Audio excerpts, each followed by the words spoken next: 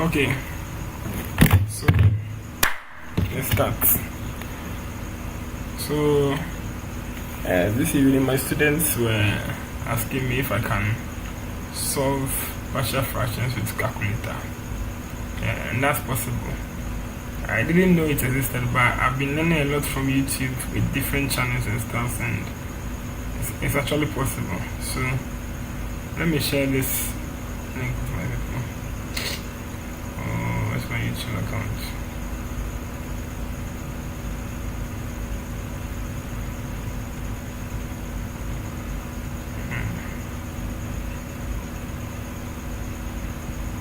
I share it to the boys in the WhatsApp group.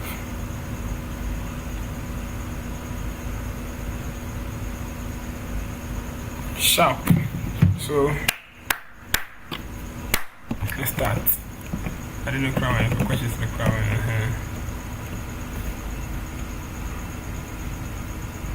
So there's this question, right? You see this website. This website is a very good website. So I just went to Google. I searched partial fractions. My school, NIG, my school in Nigeria. It's a website that solves a lot of maths, not only maths, a lot of WASI elements. So this is the question. Let me increase the fonts. It says resolve this into partial fractions, right? So if you want to resolve this into partial fractions, let me do the screen partition. Let me bring this one here. Bring this one here. So if you want to do this in partial fractions, this is how it is done, right? On calculator. And you have to know best solving it now 1 1. No. You don't have to do everything 1 1. Now here's the whole idea. You know that the denominator is a quadratic. For it to be a what? This thing, you have to separate them. So a over what?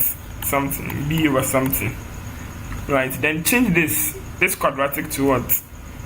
Linear factors. So press mode 5 for equations and 3 for quadratic equations. Right.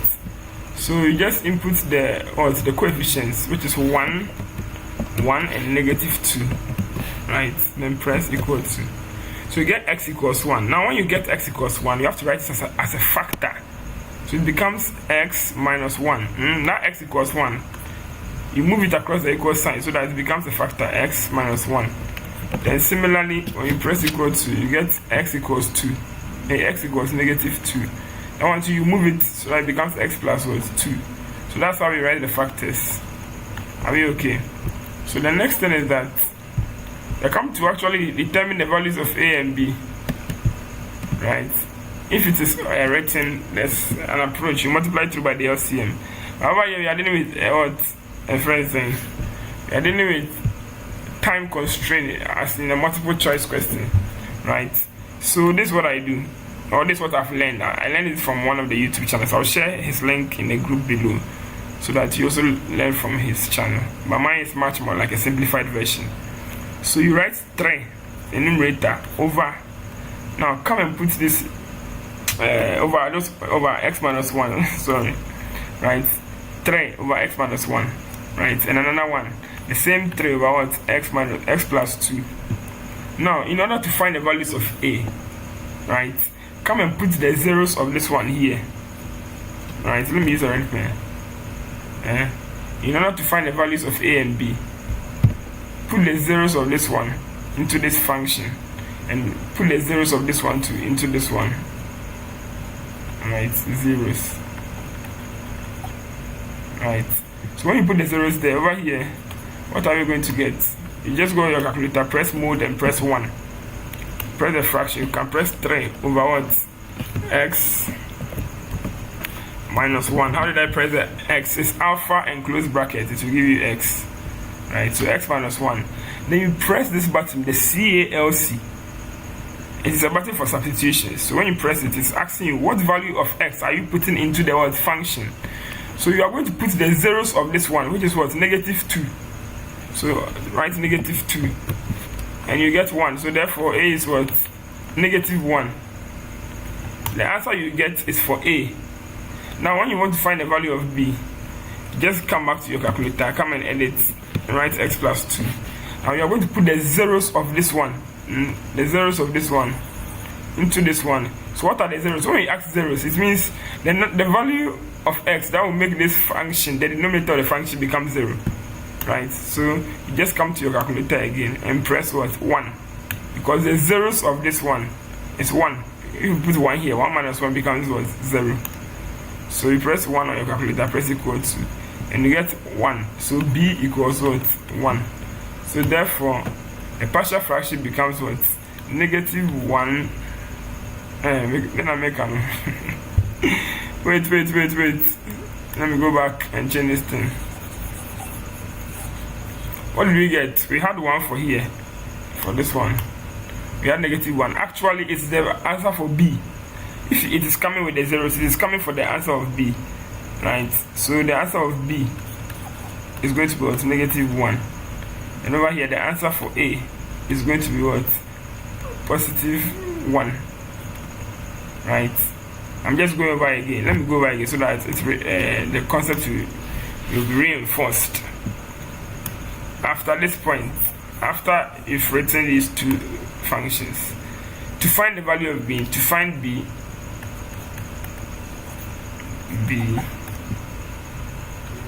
put zeros of this x plus 2, right? And to find A, zeros of what? X minus 1, right? So that's what we are doing. So B will be equal to writing the whole thing on calculator. Because I'm doing it for the first time, that's why it may look strange, it may look long, but as you perfect it, it will be very easy. So right here, 3 over x minus 1, right? Then you press the CLC button.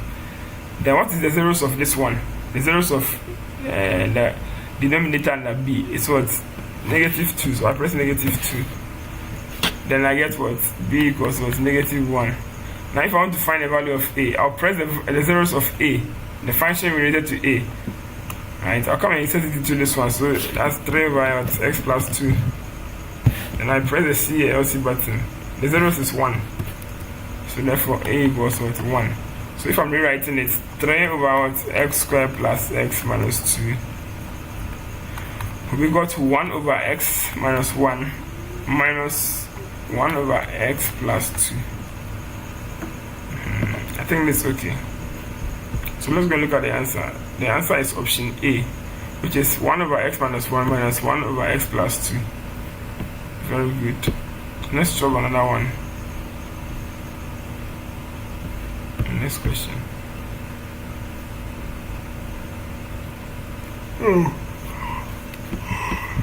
I wanted partial fractions in my corner. I feel I'm going to bring the commas in there. Okay, let me see if I can get another one here. So with this one, it says express this in partial fractions: 11x plus 2 over 6x squared minus x minus 1. Right. I want to write it as partial fraction, so it's going to be A over something. Because the down part is a quadratic, denominators are going to be what? Linear functions. So I go to my calculator, mode 5-3. So I'll get the factors 6, negative 1, negative 1. Where from the 6, negative 1, negative 1? The 6 is from this one. The negative 1 is the negative 1 here, and the negative 1 is this one. So those are the coefficients.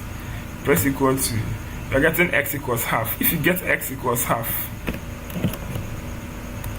if you have x equals half, it means this denominator will multiply this one, giving you 2x. Then you move the 1 to the other side, minus 1, and that becomes a factor. So here becomes 2x minus 1. Then let's go and check the next x value. Second x value is what? X equals what? Negative 1 over 3. The same idea. The 3 will multiply this one. You get 3x. You'll be left with a negative 1 here. The negative will cross, becoming what? Positive. So plus 1. So this is factor is 3x plus what? 1.